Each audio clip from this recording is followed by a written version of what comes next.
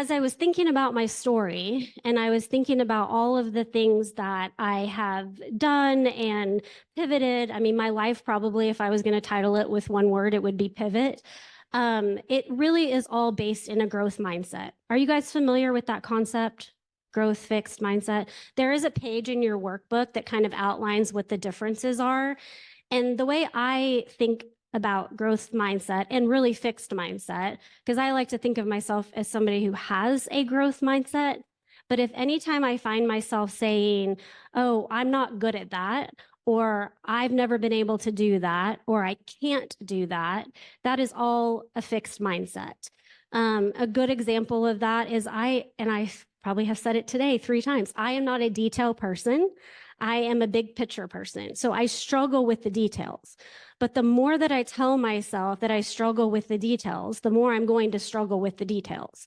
And so just leaning into all of the ways that growth mindset has shown up in my life, I thought was an interesting way to paint that picture.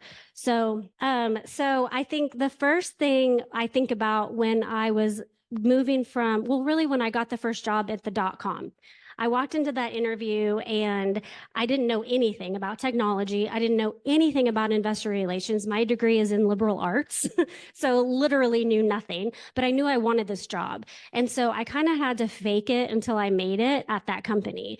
And the way that I did that was identify people around me that knew things that I didn't know. So I remember the first job I was given was to call all these very wealthy people in the Bay Area to see if they would invest in our company, which is a wild thing to give a brand new employee, but they did it.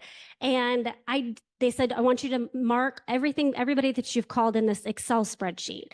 Well, I was like, I don't know what an Excel spreadsheet is. I mean, that's how green I was. But I couldn't say that because then they would probably say, oh, you know what? We made a mistake. I'm going to let you just go on down the line to your next job. Instead, I knew somebody that worked downstairs. I actually can't even remember what her job title was, but I knew that she was gregarious and she was everybody's favorite. And so I went to her and I said, hey, I don't know how to use an Excel file. Will you teach me? And so she would come up and teach me. And then every time I got into a situation where I didn't know how to do something, which was almost every day, she would come down and help me with that process, or she would call me and walk me through it. So my boss was none the wiser, never knew that I didn't know how to use Excel, only knew that he got the final product. And that was kind of my first introduction into having a growth mindset at my job. I could find people that knew things that I didn't. I never want to be the smartest person in a room. I want to surround myself with people that know more than I do. When I moved to Dallas, I think has anybody ever made a big move cross country or yeah, that's growth mindset. You cannot be in a fixed mindset and stay and not move. Like you have to go, what can happen? How can I manage this really daunting process and not be overwhelmed by all the what ifs? So you've got to go into it thinking, what if the opposite of everything I'm nervous about is true?